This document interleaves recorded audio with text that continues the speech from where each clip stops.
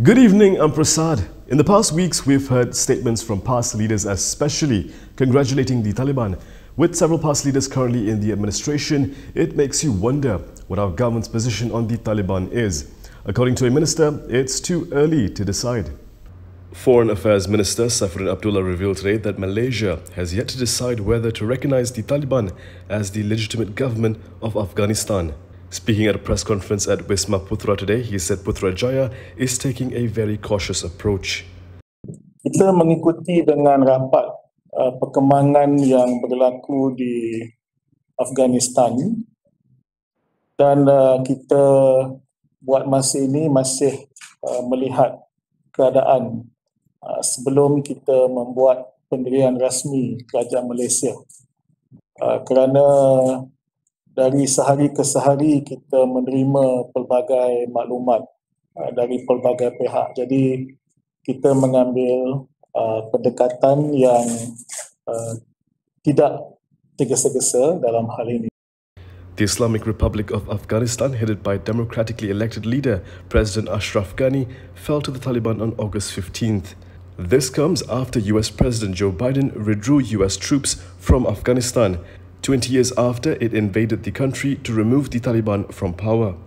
Some quarters in Malaysia, including past President Abdul Hadi Awang, defended the Taliban, saying the organization which has taken over Afghanistan has changed for the better.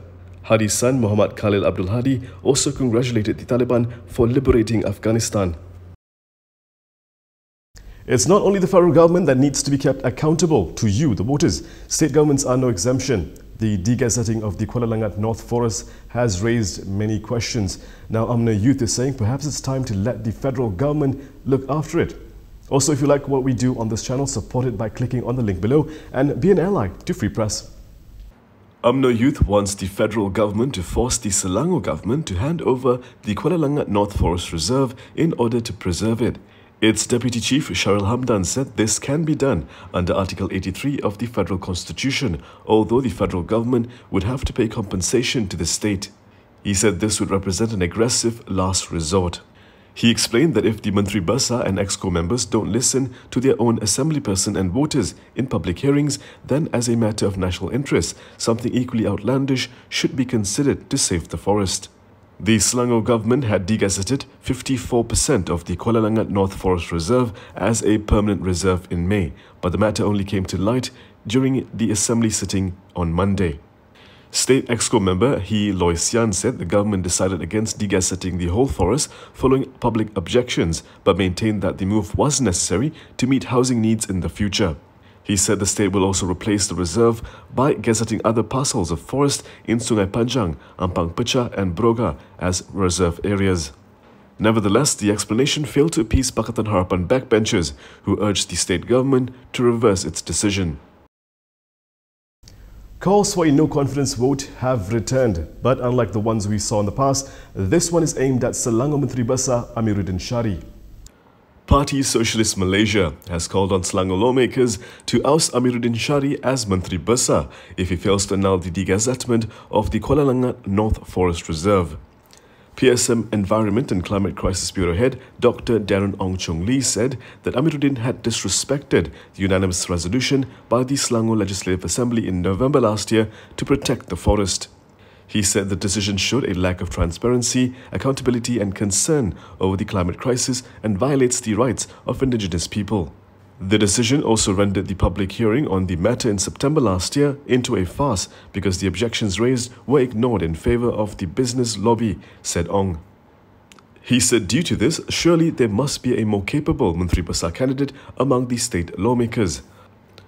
On Monday, the Selangor Legislative Assembly was informed that the State Executive Council had in May decided to award little-known firm Gabungan Indah Sendirian Berhad the rights to develop 54% of the forest reserve. Meanwhile, PKR President Anwar Ibrahim had requested an explanation from Amiruddin over the matter. The man who is accused of causing the death of a security guard in Ipoh is no longer an active member of Bersatu, according to the party. The alleged killer of 64-year-old security guard, Tavasa Gayam, is not Kota Baru Bersatu's youth chief, according to Division Head Muhammad Farid Muhammad Zawawi. He was quoted by Harian Metro as saying the suspect, Nur Ashar Muhammad, is no longer an active member of the party. This came after Noor Azhar's party election poster was circulated online following Tava's death, linking Noor Azhar to the party. Noor Azhar had allegedly assaulted Tava on December 29 last year at a condominium in Ipoh, Perak. He reportedly attacked Tava after the guard refused to allow Noor Azhar's child to use the swimming pool, which was closed at the time. The attack left Tava unconscious and he died 8 months later on August 27. Noor Azhar was charged under Section 335 of the Penal Code in January for allegedly causing grievous hurt to Tava. However, police have reclassified the case as murder following Tava's death. Good Morning G-Sure is the first plant-based and complete nutrition drink made in Malaysia. It is suitable for those who are lactose intolerant. Research made by local universities found that more than 90% of our Malaysian population are lactose intolerant. Lactose intolerance can cause bloated stomach and diarrhea. Good Morning G-Sure helps to improve the immune system, reduce the risk of illnesses, and helps to improve general well-being and strengthen our bodies. A happy family starts with a healthy family. I'm still active, healthy, and going strong at the age of 52. It has to be Good Morning G-Sure. Heartbreaking news for our Paralympian Muhammad Ziyad. It appears Malaysia won't be able to do much until the Tokyo 2020 Paralympic Games have concluded.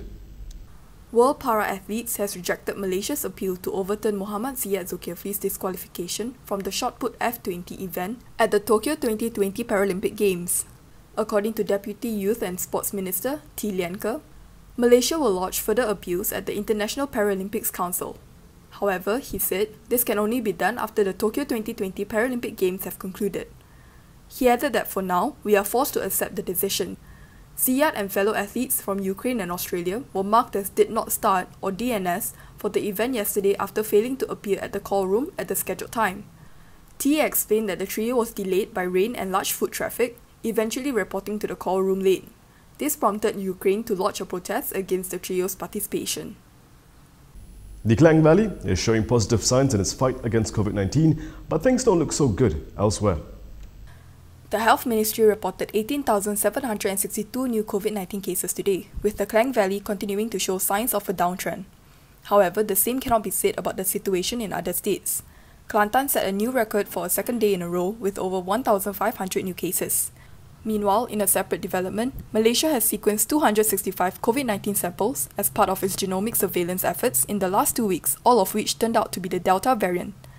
The data reflects trends in many parts of the world, but the highly transmissible variant quickly outcompetes other variants in finding new patients and displaces it as the dominant variant.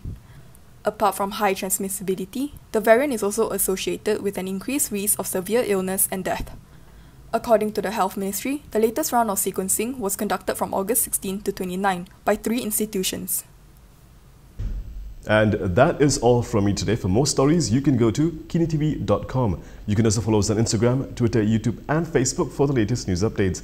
If you'd like to support independent media, do consider subscribing to MalaysiaKini.com. I'm Prasad Michael. Thank you for watching.